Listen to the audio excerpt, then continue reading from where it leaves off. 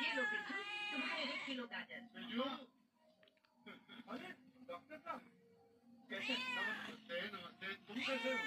एकदम फिट हूँ। डॉक्टर साहब घर पे आइए, एक कप चाय पीजिए। नहीं, मुझे अस्पताल जाना है बिट्टू। अच्छा चलो, देखा कैसी ये क्या बदतमीजी है?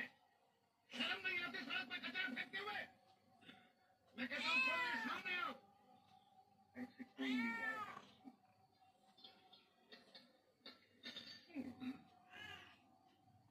अरे चांदी का चमचा किसका गिरा है? चांदी का चमचा? ये मेरा है। तेरा है? आइंदा ये कचरा म्यूनिसिपैलिटी के डिब्बे में डालना और अंडे का पैसा उधर से लेना। ठीक है, चलो